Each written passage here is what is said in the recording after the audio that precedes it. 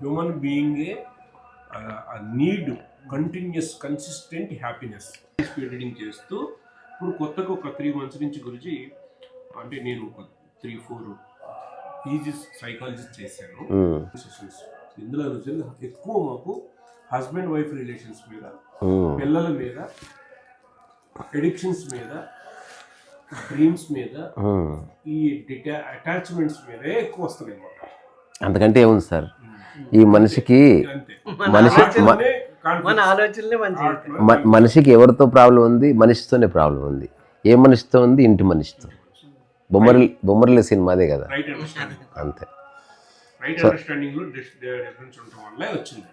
అందుకని ఇప్పుడు మీరు చెప్పిన దాన్ని బట్టి ఊరికే కొన్ని మాటలు ఏంటంటే, నేను ఆచరిస్తున్నది మనకు చిన్నప్పటి నుంచి అటాచ్మెంట్ లేని స్థితి బోధించలే సార్. అది వేసిస్తారు ఆ డోర్, అది ఆ డోర్ అట్లే వేసి నేను అంటున్నది, ఎవరెటన్నా పోని, ఎట్లయితే మీ జీవితం మీకు తెలుసో వాళ్ళ జీవితం వాళ్ళకి తెలుసు అంటాను నేను. ఇప్పుడు మీరు అతిగా ఆలోచిస్తున్నారేమో అని ఆమె అనుకుంటుంది అనుకో,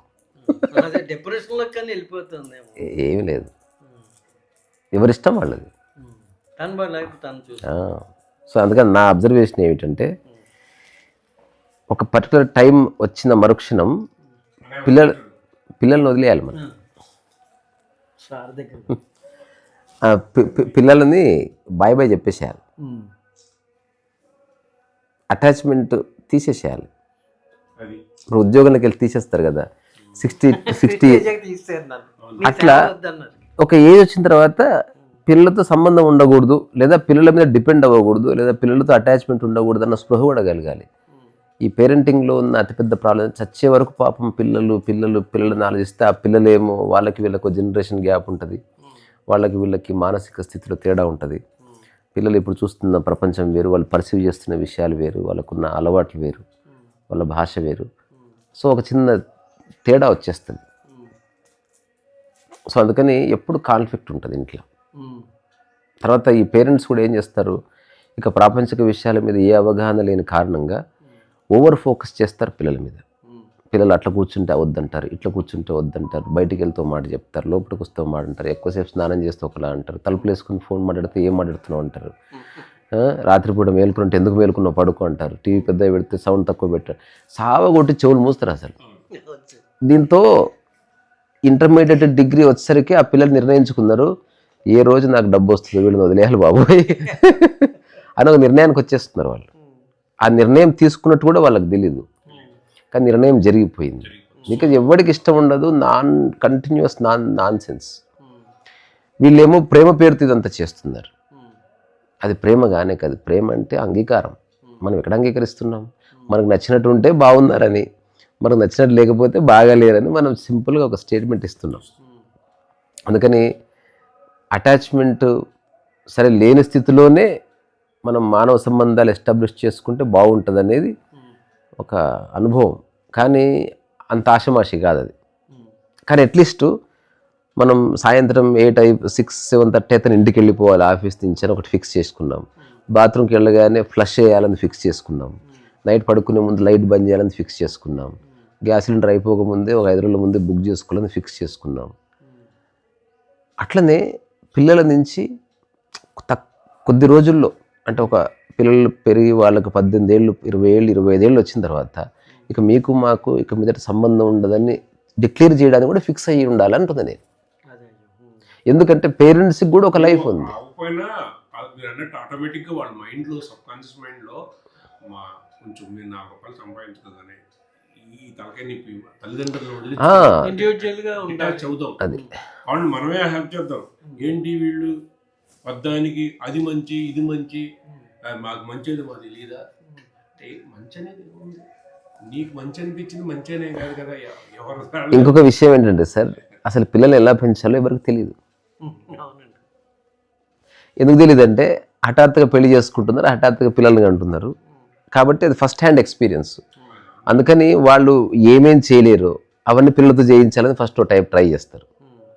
వాళ్ళు చేయలేకపోయేసరికి వేరే వాళ్ళతో పోల్చి చంపేస్తారు. ఒకవేళ సక్సెస్ అయితేనేమో నువ్వు సక్సెస్ అవ్వాలి, ఇలాగే ఉండాలని చెప్తారు. వాళ్ళ సక్సెస్ని తీసుకుంటారు పేరెంట్స్.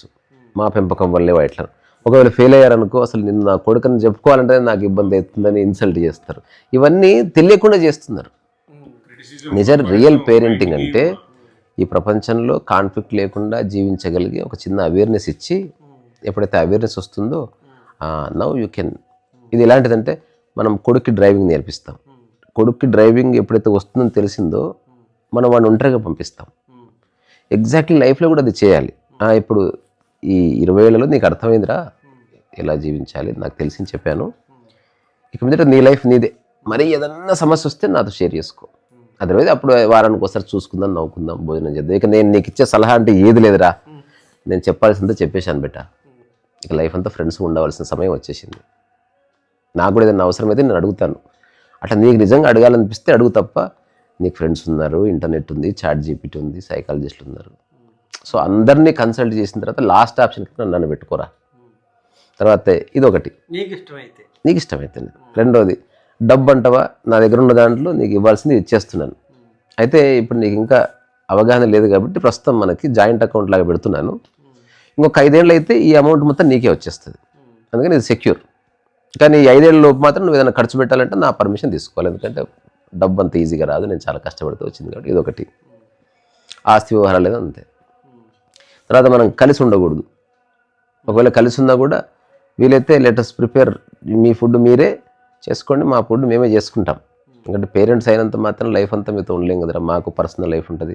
నేను కూడా మళ్ళీ బుక్స్ రాద్దాం అనుకుంటున్నా, చదువుకుందాం అనుకుంటున్నా, నేను మళ్ళీ పెయింటింగ్స్ వేద్దాం అనుకుంటున్నారా, ఐ వాంట్ యువర్ సపోర్ట్. ఇటువంటి డిస్కషన్సే లేవు, సావగొట్టి చెవులు మూసే డిస్కషన్సే ఉన్నాయి. పర్సనల్ విషయాలు టూ మచ్ ఉంది. వదిలించుకోవడం అనేది నేర్చుకోవాలి విత్ ఆల్ రెస్పెక్ట్. మనం ఏం చేస్తున్నాం, ఈ ప్రేమ పేరుతో జులుం చేస్తున్నారు అందరు. అందుకని నేను చాలామందికి ఏం చెప్తానంటే, ఇప్పటికైనా ఇప్పుడు మా పిల్లలు మాతో మాట్లాడలేదంటే ఎంత అదృష్టం అసలు. సరిగ్గా చూస్తే ఇట్స్ వెరీ గుడ్ థింగ్. ఇప్పుడన్నా ఫ్రీ అయిపో పిల్లల నుంచి, ఏదో నీకు ఒక కారణంతో దొరికింది, ఒక అవకాశం దొరికింది. సో మనం వాళ్ళని బ్లేమ్ చేయాల్సిన అవసరం లేదు, వాళ్ళు మన తర్వాత పుట్టిన వాళ్ళు కాబట్టి వాళ్ళకు మనకంటే తక్కువే తెలిసిండొచ్చు. ఇప్పుడు మనకింత అవగాహన ఉండి ఏం చేస్తున్నాం, మనం వాళ్ళతో ఈక్వల్గా పోరాడుతున్నాం. ఇది ఎట్లుందంటే ఒక 3 నెలల పిల్లవాడితో 30 ఏళ్ళ వాడు కొట్లాడినట్టే ఉంది, అంతే కదా గ్యాప్. అప్పుడు ఏమంటాం, చిన్నపిల్లవాడు వాడితో ఏంద్రా, మరి 30 ఏళ్ళు వచ్చిన తర్వాత 60 ఏళ్ళు ఎట్లా కొట్లాడతాడు, ఆబ్వియస్గా వాడికి 30 ఏళ్ళు ఎక్స్పీరియన్స్ ఎక్స్ట్రా ఉండనే ఉండే, అందుకని వాడు వీడితో ఎట్లా కొట్లాడతాడు. 60 ఏళ్ళ వాడు అర్థం చేసుకోవాలి, 30 ఏళ్ళ వాడు అపార్థం చేసుకోవాలి, అది లెక్క. మా మిస్సెస్ అంటుంది అన్నిట్లో ఇలాగే ఉంటాయి, మీరు వదిలేసి ఇల్లు వదిలేసి వెళ్ళిపోవడం అదే జడ్జిమెంట్ అంటే వదిలేయాల్సింది మనసులోనే సార్. నిజంగా మీరు రమణ మహర్షి లాగా పక్కవాడు ఏం చేస్తున్నా పట్టించుకోకుండా ఉంటే చక్కటి ఫ్రెండ్షిప్ ఏర్పడుతుంది మళ్ళీ. అది బయటకు రావాలి. నాట్ ఓన్లీ గురుగారు రిలేషన్తో అటాచ్మెంటే కాదు, మన ఉన్నాయి కదా టచ్, అది చాలా దూరం సార్. సార్ ఇగో ఏది ఏది సాధ్యమో అది మాట్లాడుకుందాం. అది ఇప్పుడు 2 ఉన్నాయి ఇక్కడ. వ్యక్తిగతంగా మీరు సాధించవలసినవి లేదా అర్థం చేసుకోదగినవి, సామాజికంగా అర్థం చేసుకోవలసినవి, కుటుంబ పరంగా అర్థం చేసుకోవాల్సినవి, ఇవి వేరు వేరు. ఇప్పుడు ఈయన సమస్య ఈయనది కాదు, వేరే వాళ్ళు ఇతనికి కలిపి సమస్య ఎస్టాబ్లిష్ అయింది. ఇప్పుడు నేను ఇంద్రియ సుఖం నుంచి బయటపడాలనుకున్నది, నా కూతురికి ఏం సంబంధం, నా కొడుకుకి ఏం సంబంధం, నా భార్యకి ఏం సంబంధం, అది పూర్తి నా వ్యక్తిగతమై. కానీ నా కూతురు నా మాట వినడం లేదన్నది ఇద్దరికి సంబంధించిన విషయం కదా. అందుకని కుటుంబ సమస్యలకి ఆధ్యాత్మికతకి ఏ సంబంధం లేదు. ఆధ్యాత్మికత అంటే వ్యక్తిగతంగా మీరు అర్థం చేసుకునే దానికి ఏ నిర్ణయాలు అయితే మీరు వేరే వాళ్ళ మీద ఆధారపడకుండా తీసుకోగలరో అదంతా ఆధ్యాత్మికతలోకి వస్తుంది. ఏ నిర్ణయాలు అయితే మీరు తీసుకుంటారు కానీ పక్కవాడు తీసుకోపోతే, ఇది ఎలాంటిదంటే, నా భార్యను నేను వదిలేయాలనుకుంటున్నా కానీ అది నన్ను వదిలిపెట్టడం లే, ఇప్పుడు ఏం చేస్తావు అంటే నీవు వదిలిపెట్టి నా వదిలి వాళ్ళు వదిలిపెట్టరు. ఇప్పుడు ఈ పగలు ప్రతీకారం ఎలా ఉంటాయి, నాకు వద్దురా స్వామి నీకు దండం పెడతాన్నా, లేదు నేను నీతో ఫైట్ చేస్తాను, నువ్వు ఏ ఊరికి పోయినా ఎంట పడతా అంటే ఏం చేస్తావు చెప్పు. సరే, అందుకని ఈ క్యాట్ అండ్ మౌజ్ లాగా ఒక ఫైట్ నడుస్తూ ఉంటుంది కుటుంబ విషయాలు. నేను చిన్నప్పటి నుంచి చూశాను, నాకు సొల్యూషన్ తెలుసు కానీ వాళ్ళకి వినే శక్తి లేదు. ఎందుకు లేదు, నువ్వు డిగ్రీ చదివే పిల్లగాని నువ్వేంది మాకు చెప్పేది అంటారు వాళ్ళు. సొల్యూషన్ ఏంటంటే అసలు మీరు కలిసి ఉండడానికి అసలు వీలే లేదు, వదిలేసుకోండి ఒకరినొకరు. 1 సంవత్సరం పాటు దూరం ఉండండి, తక్కువ మాట్లాడుకోండి. ఏదైనా ఉంటే మెసేజ్ పెట్టుకోండి. మాటల్లో ఎమోషన్ తెలుస్తుంది, మెసేజ్లో ఎమోషన్ తెలియదు. ఉదాహరణకి ఆడబెట్టు, ఇది బాగాలేదు, ఇది అక్కడ పెట్టండి, ఇది బాగుంది, రెండు అదే మెసేజ్ పెట్టాను అనుకో, ఆడబెట్టు అని పెట్టినా నెగిటివ్గా కనబడదు, దాంట్లో ఎమోషన్ లేదు. అందుకని కుటుంబ సంబంధాలు మెరుగుపడాలంటే మాటను తీసేసేయాలి, తర్వాత ఫేసులు చూసుకోవడం తీసేసేయాలి. ఇవి చేయొచ్చు, కానీ ఎందుకు చేయరంటే కొట్లాటలో మజా ఉంది. ఏదేమైనా నేను చెప్పినట్టు ఒప్పించుకుంటా ఎదుటి వ్యక్తులను ఒక దురాలోచన మనిషికి ఉంది. నాకు నచ్చినట్టు నా కుటుంబాన్ని మలుచుకుంటా అని ఒక ఆలోచన ఉంది. 100% జిద్దు. జిద్దు అంటే మొండిపట్టు, అంటే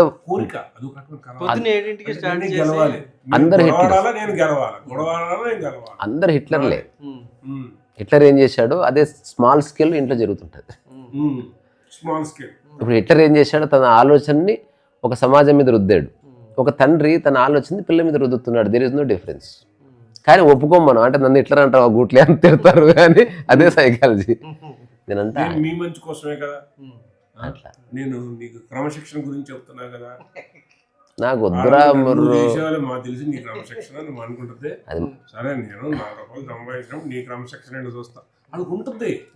మనకి ద ఆర్ట్ ఆఫ్ రికన్సిలేషన్ అనేది మనకు నేర్పియాలి చిన్నప్పటి నుంచి. మనకు రికన్సిలేషన్ అంటే సరే తప్పు నాదో నీదో, ఇక మీదట నేను ఈ విషయం గురించి మాట్లాడను, ఎందుకంటే మాట్లాడితే చెడిపోతుంది. అందుకని ఇప్పుడు నువ్వు ఏదన్నా అనాలనిపిస్తే ఇంక అను, నేను నా నుంచి స్పందన ఏమి లేదురా, ఎందుకంటే నా ఉద్దేశం మంచిది కానీ నా మాట వల్ల నీ దగ్గరికి చేరడం లేదు, సమ్వేర్ ఏదో ప్రాబ్లం వస్తుంది. అందుకని ఇక నువ్వు ఏమన్నా నీవు అనవలసిందే, నా సైడ్ నుంచి నేనేం చెప్పను. ఒకవేళ చెప్పవలసి వస్తే 5-6 మాటలు, నాకు ఎక్కడెక్కడ నీతో ప్రాబ్లం ఉంది 5-6 అంశాల్లో ప్రాబ్లం ఉంది.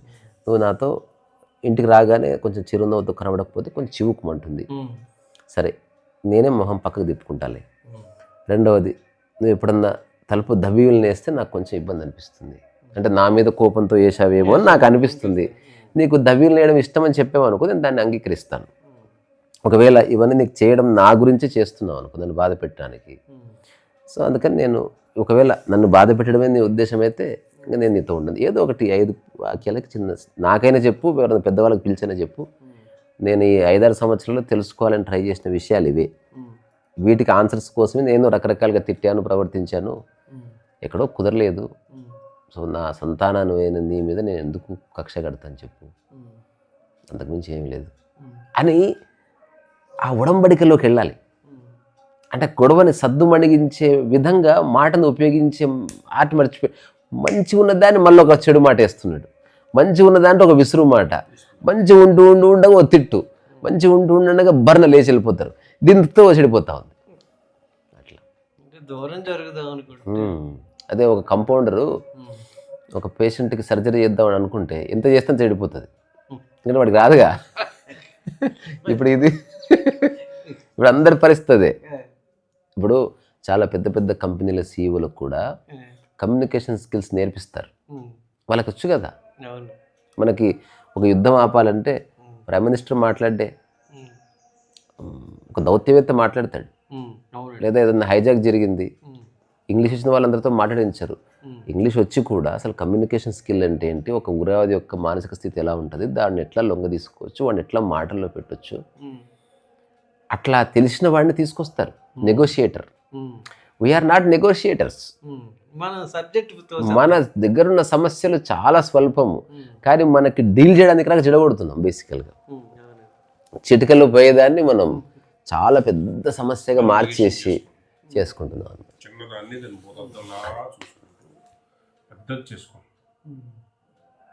సో ఇంకోటి కుటుంబ విషయాలు కాబట్టి పక్కింటోడు రాడు, ఈ పెట్టి థింగ్స్ పోలీస్ కేసుల వరకు పోవు, ఇవి జడ్జి వినడు,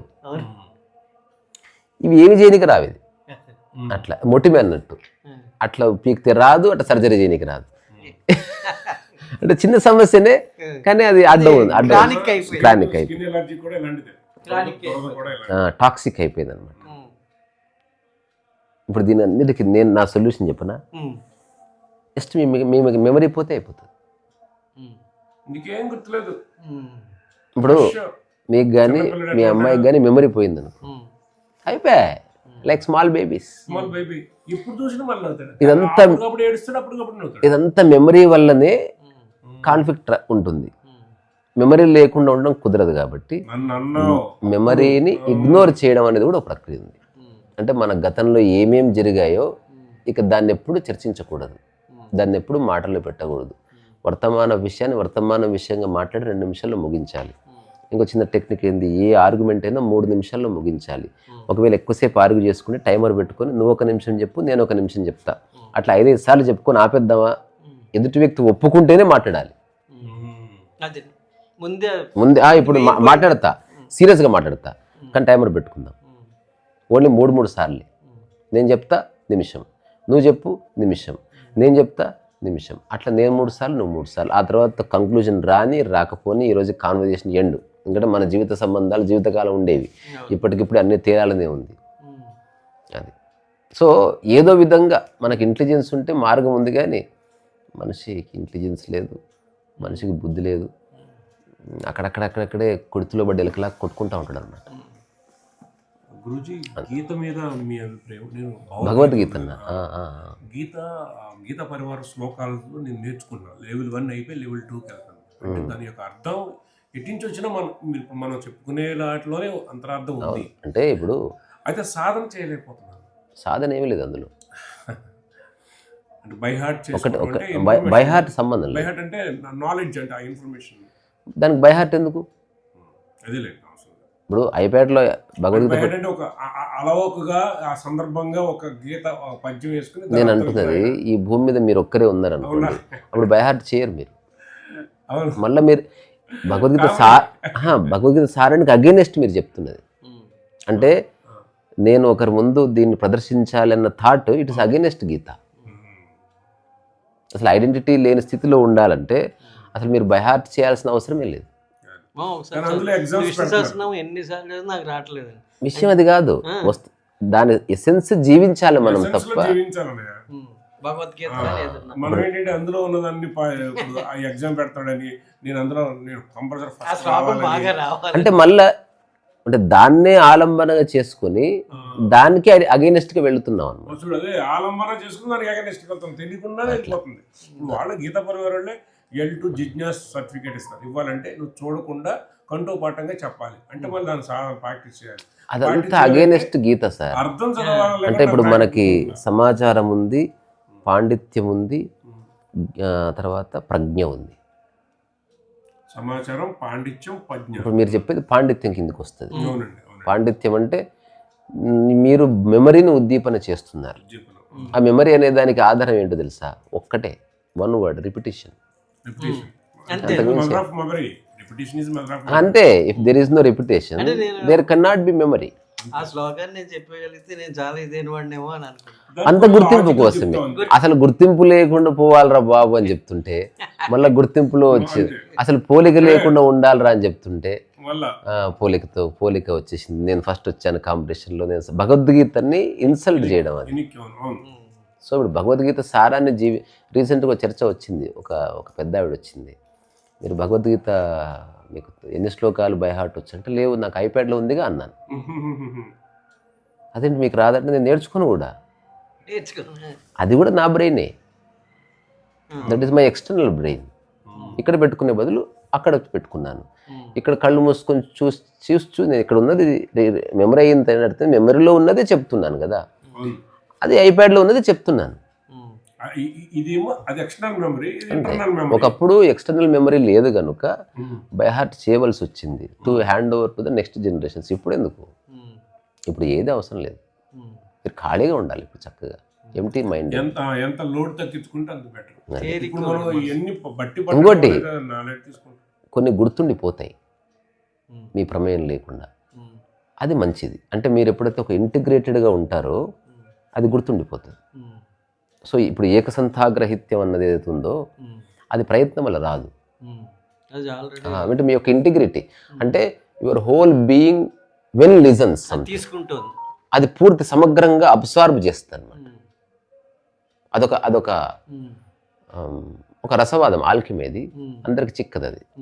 దాన్ని ఎవడైనా సాధన చేయొచ్చు, టైం పడుతుంది అని అంటే అది కూడా అక్కర్లే. భగవద్గీత సారం ఏం చెప్తుంది? నిష్కామ కర్మ అని చెప్తుంది. ఆ తర్వాత నిష్కామ కర్మ నిస్వార్థ కర్మ అని చెప్తుంది. నిస్వార్థ కర్మ చేయడం అనేది అందరు చేస్తున్నారు. నిష్కామ కర్మ దగ్గర చిక్కు వస్తుంది.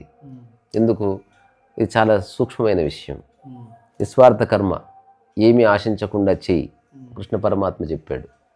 ఏమి ఆశించకుండా ఒకడు అన్నదానం చేశాడు, ఏమి ఆశించకుండా ఒకడు నీళ్ళ దానం చేశాడు, ఏమి ఆశించకుండా ఒకడు సహాయం చేశాడు.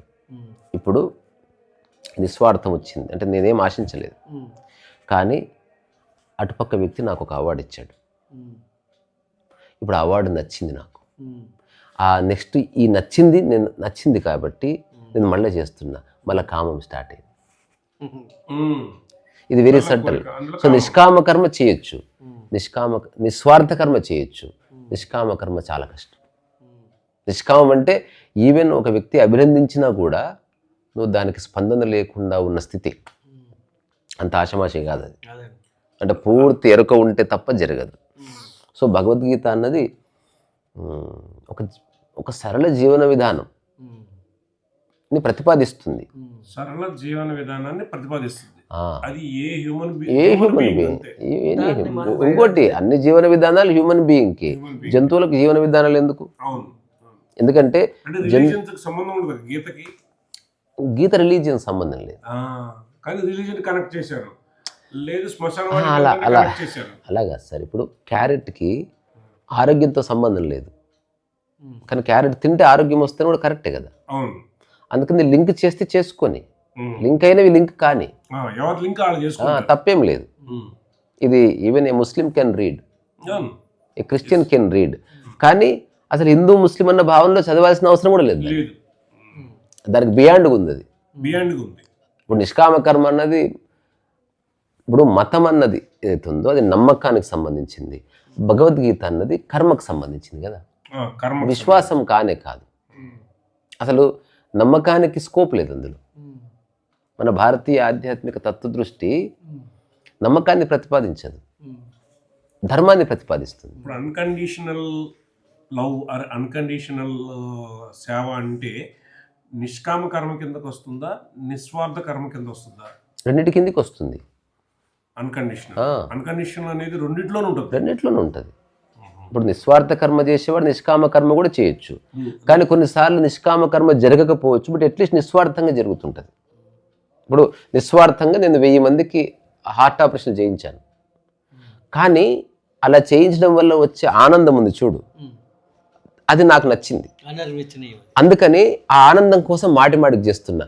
మళ్ళీ ఈ ఆనందం అనే కామం పట్టుకుంది, ఇది డేంజర్ అన్నమాట. కానీ తప్పేం లేదు, అంటుంది నిస్వార్థ కర్మ చేసినా చాలు. నిష్కామ కర్మ అన్నది పూర్తి చరమస్థితి. అది అంటే రిఫైన్ అండర్స్టాండింగ్ సంబంధించింది. ఉదాహరణకి ఒక ఇల్లంతా సున్నం వేయండి అని చెప్పాను అనుకో. ఇప్పుడు మొత్తం సున్నం వేసిన తర్వాత నిష్కామం అంటే ఏంటంటే ఒక్క డాట్ మిగిలింది ఎక్కడో కార్నర్లో, అక్కడ కూడా వేయాలి. అంటే అంత డెలికేట్ అన్నట్టు అది. ఉదాహరణకి అది ఉంది రోజరీ, రుద్రాక్షమాల. దాంట్లో ఎన్ని ఉండాలి? 108 ఉండాలి. 107 ఉన్నా అది అసంపూర్ణంగా ఉంటుంది. 107 ఉన్నా ఏమి కాదు యాక్చువల్లీ. కానీ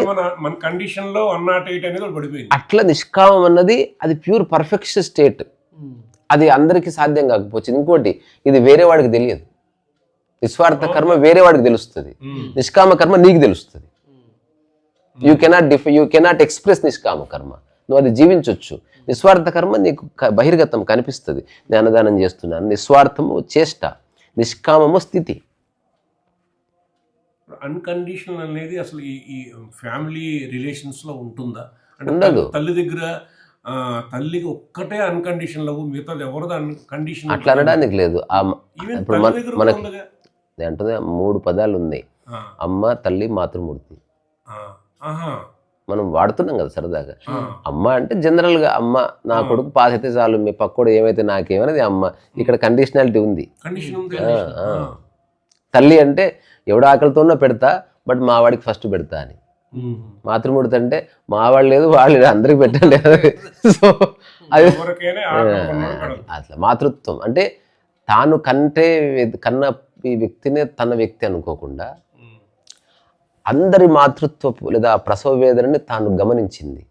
అట్లా ఎవరు కన్నా నా పిల్లవాడే అది అన్కండిషనల్ కింద వస్తుంది. అని ఆబ్వియస్గా ఇప్పుడు నా కొడుకు అయితే నీ కొడుకు అయితే అందరికి పెట్టండి రా, అయిపోయింది. అన్కండిషనాలిటీ వచ్చింది. ఇప్పుడు జిల్లెలమూడి అమ్మ తాను పిల్లల్ని కన్నది, కానీ అందరికీ పెట్టింది భోజనం.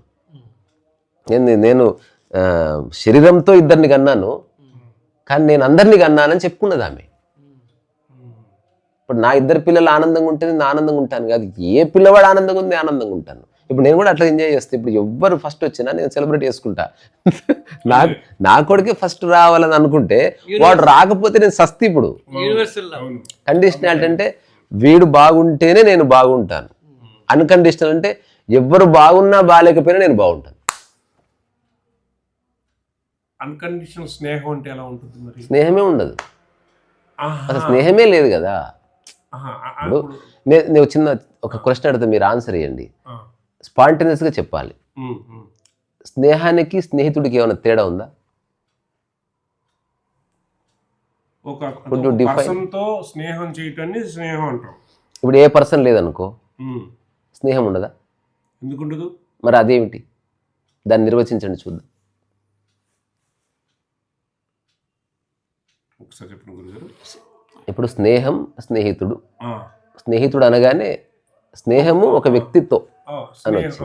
ఇప్పుడు ఎవరు లేరు కరెక్టే, బట్ ఒక వ్యక్తి ఉన్నాడు, ఆ వ్యక్తికి మీకు మధ్యన వారది అది. ఇప్పుడు ఆ వ్యక్తి లేడనుకో, కానీ స్నేహం ఉంటుందిగా. నిర్వచించండి దాన్ని. ఇప్పుడు మీరు అడవిలో ఉన్నారు, స్నేహాన్ని నిర్వచించండి చూద్దాం. ఆ ప్రకృతితో నిర్వచించండి, ఆ మొక్కలతో నిర్వచించండి దాన్ని. ప్రేమ ఉండొచ్చు అంటే అంటే మూలంలో అది మీ స్వభావం అయి ఉండాలి అంతే. సో నిజంగా స్నేహం తెలిస్తే స్నేహితుడు ఉన్నాడు, అప్పుడు ఎవరుంటే వాళ్ళతో స్నేహం ఉంటుంది. ఇప్పుడు బెస్ట్ ఫ్రెండ్ ఇప్పుడు జిగర్ దోస్తురా అది అబద్ధం. అది ఇప్పుడు అది ఎట్లా వచ్చింది? సంవత్సరాల లెక్కలోకి తీసుకోవడం వల్ల వచ్చింది కదా వర్తమానం. ఇప్పుడు నాకు 25 ఏళ్ళుగా పరిచయం వేరు, నాకు చాలా చిన్నప్పటి ఫ్రెండ్. ఇప్పుడు నేనున్నా, నాకు చిన్నప్పటి ఫ్రెండ్ లేదు, ఎప్పుడు లేదు. ఇప్పుడు నా 50 ఏళ్ల క్రితం ఫ్రెండ్ వచ్చి మాట్లాడి ఇట్లే మాట్లాడతాను నేను, ఇట్లే మాట్లాడతాను. ఎందుకంటే నాకు స్నేహం ఉంది, నాకు స్నేహితులు లేరు. నాకు స్నేహితులు లేరు కాబట్టి శత్రువులు లేరు. అంటే అట్లా శత్రువు కాదు, అంటే అందరితో మంచిగా ఉండి శత్రుత్వం లేకపోవడం కాదు. స్నేహమే లేకపోతే శత్రుత్వం ఎక్కడిది? అంటే స్నేహితుడు అనేవాడు ఉంటే కదా శత్రువు అనేవాడు ఉండేది. సో నాకు కమ్యూనికేషన్ అనేది ఒక రిఫైన్డ్ వే ఆఫ్ కమ్యూనికేషన్ నేను స్నేహం అని పిలుస్తాను. ఇంకా ఫ్రాంక్గా చెప్పాలంటే నీవెవరో నిన్ను నువ్వు ఎట్లా ట్రీట్ చేసుకుంటున్నావో అట్లా అదర్ పర్సన్ ట్రీట్ చేస్తున్నావు అంతే. రెండోది ఎక్స్పెక్టేషన్ ఏం లేదు, ఏది సాధ్యమో అది ఇచ్చిపుచ్చుకోవడం జరుగుతుంది అంతే. వీటన్నిటి కలయికలో ఒక హార్మోనియస్ ఫ్రెండ్షిప్ అనేది కనిపిస్తూ ఉంటుంది. స్నేహంలో కండిషన్ ఉంటుందా? ఉండకూడదు. కండిషన్ ఉందంటేనే హిట్లర్ వచ్చేసి నీ లోపల. కండిషన్ పోని ఉండని, కానీ అది అంగీకార యోగ్యంగా ఉంటే మంచిది. కండిషన్లో ఎస్ నోకి ఆస్కారం ఉండి పెట్టు. మ్యూచువల్ హ్యాపీనెస్ లోనా? కండిషన్లో ఎస్కి నోకి అవకాశం ఇచ్చేలా కండిషన్ పెట్టు. ఎస్కి నోకి అప్పుడు వెరీ గుడ్ కండిషన్ అనమాట. అంటే ఎస్ అన్నా తీసుకోవాలి, నో అన్నా తీసుకోవాలి. ఎందుకు స్విచ్ ఆన్ ఉంటుంది, ఆఫ్ ఉంటుంది. అవునండి. వాటి మధ్యన బల్బుని చూడు. అవును. అట్లా అంటే దాన్ని ఆపుకోవచ్చు, అలాగే వెలిగించుకోవచ్చు కూడా. అట్లా అరే రాత్రి 9 గంటలకు నువ్వు ఇంటికి రావాలి, ఇది కండిషన్. రాకపోయినా నాకు ఓకే, ఇది అన్కండిషనల్. అంటే నువ్వు కండిషన్ పెట్టావు, కానీ అతనికి నో చెప్పే అవకాశాన్ని కూడా ఇచ్చావు. నా కోసం రా, కానీ నీకు వీలు కుదరకపోతే రావద్దు నువ్వు, ఎందుకంటే నీకు నువ్వు కూడా ఇంపార్టెంట్. నేను రావాలని కోరుకుంటున్నా, కానీ రాకపోయినా నేను అంతే విధంగా ఉన్నాను. మళ్ళా కోపం తెచ్చుకోవటం, మెసేజ్లు పెట్టడం, సావగొట్టడం అట్లా కాకుండా ఇదేంటో తెలుసా, ఎప్పుడైతే ఇది నువ్వు చెప్తావో వాడు నిజంగా వీలైతే ఖచ్చితంగా వస్తాడు, వీలు కాకపోతే ఖచ్చితంగా రాడు. దానివల్ల ఫ్రెష్ స్నేహం చెడిపోతుంది. అలా జరిగింది. చూడాలి రాత్రి నుంచి ఎప్పుడు చల్లారుతుందా, ఈయన పనులు ఏంటో నాకు తెలియదు. యాక్చువల్ గా సూర్యకుమార్ అక్కయ్య గౌడ్ గారు ఆడుకో వస్తున్నారు, అయ్యా నాకు కారు ఉంది, నీ డ్రైవింగ్ వచ్చు కదా, సాయంత్రం 5 గంటలకు వెళ్దాము అని. 5 గంటలకు వెళ్దామని చెప్దాను లోపే బస్సులో ఉన్నాడు ఈయన. అంటే నాది వినలా, బయలుదేరిపోయాడు. నేనేమనుకున్నా అంటే ఈయనకి పని ఉంటే ఎలా వెళ్ళాలో నాకు రూట్ చెప్పు, నేను వెళ్ళిపోతాను. నేను తీసుకొస్తాను, నాకు రావాలని. అదే నీ మ్యాన్ అవర్స్ నేను వేస్ట్ చేయను అని చెప్పి. సార్ అంటే ఒక కంక్లూజన్ ఏంటంటే, ఇప్పుడు ఈ మానవ జన్మ తీసుకొని మనకు ప్రపంచం పరిచయం అయిన తర్వాత మనకు మైండ్ మెల్లగా ఎవాల్వ్ అవుతూ మనకు అట్లా డబ్బు, ఆ తర్వాత పేరు ప్రఖ్యాతులు, పరువు ప్రతిష్టలు, జయాపజయాలు, తర్వాత దాంతోపాటు మతము, కులము, ఈ యొక్క అంతరాలు ఇవన్నీ మనకు తెలియకుండా పట్టుకుంటాయి మనసు. దాంతోపాటు నాది నీది పట్టుకుంటుంది. You cannot escape from it. నీ వల్ల కాదు.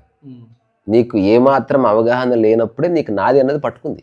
నా బొమ్మ స్టార్ట్ అయిపోయింది, నా బెడ్ మీద నువ్వు లే అంటే చిన్న పిల్లవాడు. నా డ్రాయర్ వేసుకున్నాడు మమ్మీ అన్న అంటున్నాడు. దీని యొక్క ఎక్స్టెన్షనే నా ఆస్తి నీకు ఇయ్యను. ఇప్పుడు తల్లి ఏం చెప్పాలి అప్పుడు, కొన్నిటికి నా నీ ఉంటాయి, కొన్నిటికి నా నీ ఉండవు. డ్రాయర్ నా నీ ఉంది, ఆస్తికి ఉండదురా, ప్రేమకు ఉండదురా అని చెప్తే అయిపోతుంది ఆ రోజు. లవ్ అనేది నాని కాదురా. ఇప్పుడు ఈ పిల్లోడు కానీ చెప్పరు కదా, నేను కొనిచ్చాను అనుకో నీకు, తీసుకొచ్చాను, అక్కడికి వెళ్ళగానే ఇది నాది అయిపోయింది. ఇప్పుడు నేను మా ఇంట్లో చేసే చిన్న ప్రయోగం ఉంది. ఏదన్నా ఒక వస్తువు నేను కనుక కొంటే దాని మీద మార్కర్ పెన్తో రాస్తా, ఇది అందరూ వినియోగించుకోవచ్చు అని. కొన్నిటికి క్లియర్గా చెప్తా, ఇది పర్టికులర్గా నా ఆధీనంలోనే ఉంటుంది, కానీ మీరు ఉపయోగించుకోవచ్చు నా పర్మిషన్తో. రెండవది. మూడవది, పర్మిషన్ లేదు, ఏమి లేదు, ఇది నాదే, ఇంకా ఇది ఎవరు ముట్టుకోవడానికి వీల్లేదు. ఉదాహరణకి ఇప్పుడు ఈ మూడో దానికి ఎగ్జాంపుల్, నోట పెట్టుకునే పళ్ళ సెట్ ఉంది, అది ఎవరు వాడుకోవడానికి వీల్లేదు, అది ఎక్స్ట్రా పర్సనల్. నేను కప్పుకునే దుప్పటి ఉంది, నేను ఎవరికి ఇవ్వను, పర్సనల్ అది. కానీ నా స్వెటర్ వాడుకోవచ్చు, ఎవరైనా వాడుకోవచ్చు. నా చెప్పులు ఎవరికి ఇవ్వను. సో అన్నీ అందరూ షేర్ చేసుకోవడం కుదరదు. కొన్ని పూర్తిగా రేవి, కొన్ని నువ్వు అడిగి తీసుకునే అవకాశం ఉంది, కొన్ని ఎవరైనా నేను అడగకుండా వాడుకోవచ్చు. ఇది ఈ విభజన మనకు తెలియాలి. మనం అన్నిటిని ఒక గాట కట్టడానికి లేదు. సో స్పష్టత అనేది జస్ట్ 1 స్టేట్మెంట్స్తో వస్తాను కాదు. ఆ 1 స్టేట్మెంట్లో నువ్వు సరిగ్గా ఆ మాటల్ని ఏడ్చి కూడిస్తే ఎవడైనా అర్థం చేసుకుంటాడు. ఇలాంటి స్పష్టత కావటానికి మనిషి కొంచెం తనతో తను సమయాన్ని స్పెండ్ చేయడం, సమయాన్ని ఇచ్చిన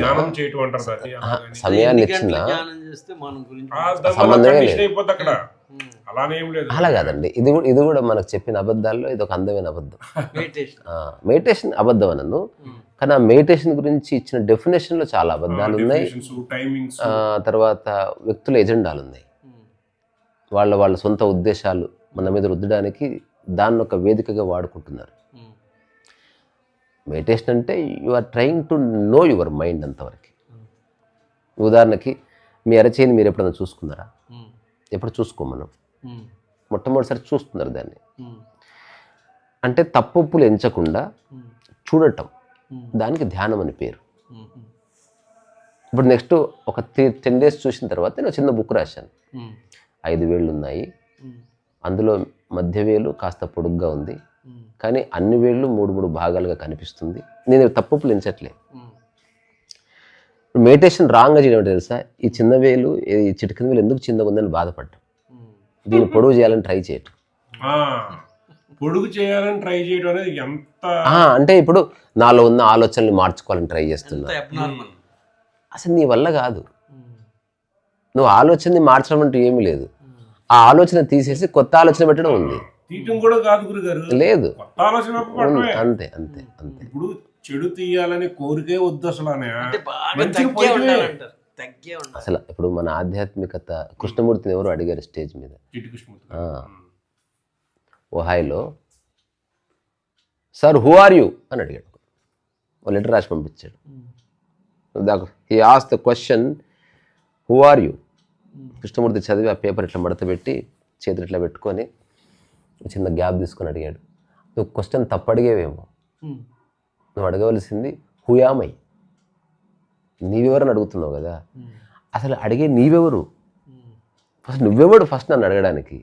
అందుకని ఈ అడిగే వ్యక్తి ఎవరు, అడుగుతున్న వ్యక్తి ఎవరు ఎవరు తర్వాత, ముందు ఈ అడుగుతున్న వ్యక్తి ఎవరు.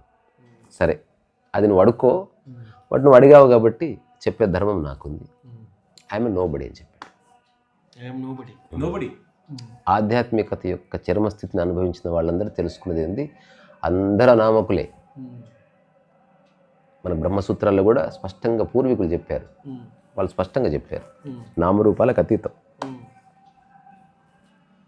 ఇప్పుడు మీ యొక్క రూపం దీనికే కదా ఆధార్ కార్డు ఉన్నది, దీనికే పాస్పోర్ట్ ఉంది. మీ మైండ్కి ఉందా పాస్పోర్ట్? మీ మైండ్కి ఏమైనా ఇస్తున్నారు ఆధార్ కార్డు?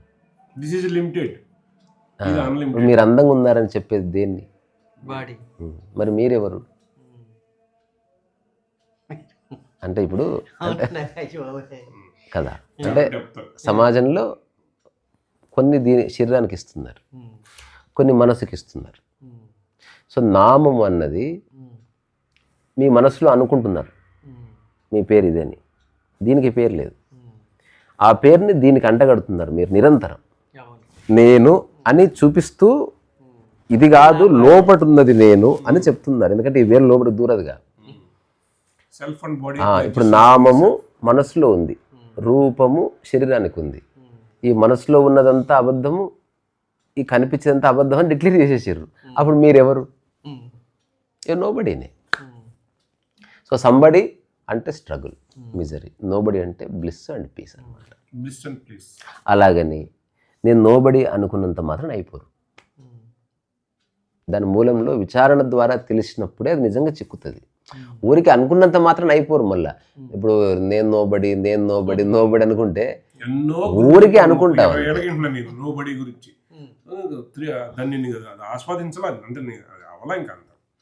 దానికి సరైన పద్ధతిలో విచారణ చేసినప్పుడు ఆ విచారణ కూడా 2 పదాలతో కూడి చేయమని చెప్పారు. ప్రిజుడిస్ లేకుండా అన్బయాస్డ్గా, అంటే నిష్పక్షపాతంగా. రెండోది స్వపరభేదాలు తీసి చెప్పాలి. దీనికి ఒక చిన్న ఎగ్జాంపుల్ ఇస్తే అర్థమవుతుంది. ఒక 4 ఫ్రెండ్స్ కూర్చొని మాట్లాడుతున్నారు. ఒక ఫ్రెండ్ వచ్చి ఒక ఫ్రెండ్ అడిగాడు, ఒక చిన్న ఇష్యూ ఉంది, ఐ వాంట్ యువర్ అడ్వైస్ అని అడిగాడు. చెప్పు అన్నాడు టీ తాగుతూ. చెప్తున్నాడు, మా ఫ్రెండ్కి ఒక అమ్మాయి ఉంది, అమ్మాయిని చాలా బాగా పెంచారు, కానీ ఇప్పుడు ఆ అమ్మాయి ఇంకో కులపు అబ్బాయిని ప్రేమిస్తున్నది. వాళ్ళు బాగానే ఉన్నారు.